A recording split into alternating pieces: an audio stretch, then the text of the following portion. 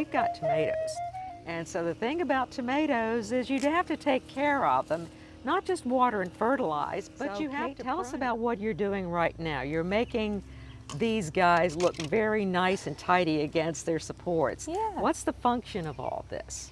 So tomatoes, they get really heavy as the season goes on with the weight of the tomatoes, with the weight of their branches. A lot of heirloom varieties are indeterminate, so that means that they don't look like happy little bushes. They just go blah, and they kind of go everywhere.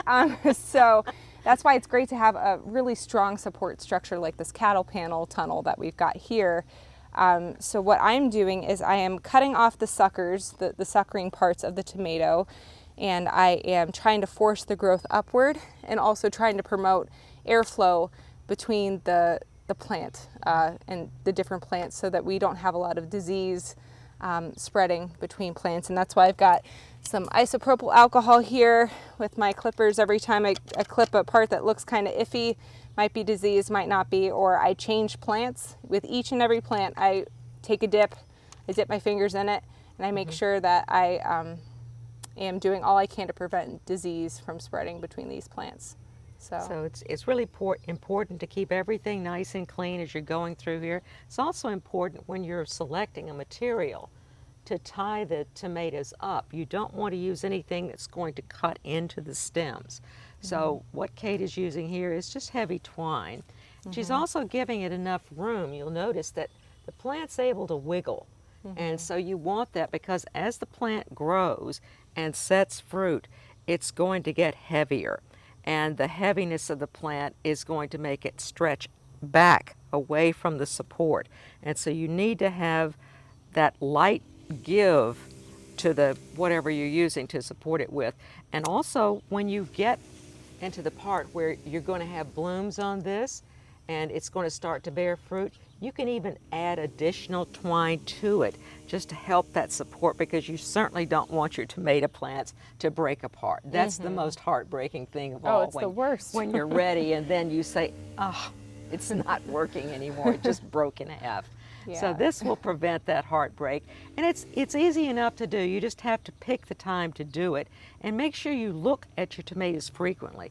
Don't just let them go for a couple of weeks, because right here in mid-June, they're growing like crazy.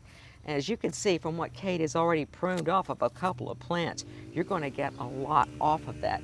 So you have that nice open structure so air and sunlight circulate and the plant is really healthy, and that's what you want to get great tomatoes.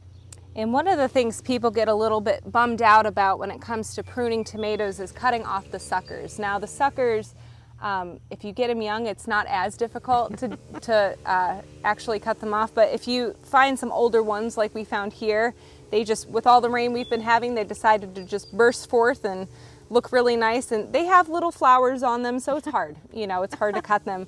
But the thing is, you're promoting better growth and healthier growth if they are growing upwards and not all clumped into one space where disease can flourish. And so what are you going to do with those? Yes, what we're going to do, we have a couple plants that look a little sad, whether they were donated plants that were just a little too small and just aren't thriving, or ones that we saw one down the line here that looks like it caught some kind of weird disease. We're not sure what, but we don't want it to spread to the other one, so we're going to rip that one out and trim the ones around it that look like it might have caught the same thing. And then we are going to root these in water.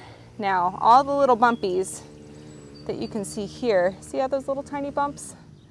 All of those can be roots. So we're going to put this in a glass of water and watch them root out, and it's going to be really cool. And then we are going to plant them and get some late season tomatoes. So when everybody else's tomatoes are kind of on their last legs, we will have awesome, green tomatoes, maybe even red tomatoes or orange or whatever. I'm not sure what color these ones are, but it'll be wonderful. Well, and the thing about that too is people say, my gosh, it's too late to plant tomatoes, but it's not, because you can get them in mid-July and still have a nice produce, because your tomatoes are not going to be ripe right now. It's going to take them a while. So this will be able to grow, and before you put it in, you want to look for any additional sappers, like this one right here and that one right there. Anywhere you have those joins between the main stem and the branches, anytime you see that, go ahead and take that off And then when you transplant, that energy is going to be going to the roots and the upward growth instead of to the auxiliary parts of it. Yeah, so when we say that we're cutting out the suckers, that is what a sucker is, but we just let these get too big. So we'll just, with our fingers, and just pluck them out. See, this one's getting a bit bigger.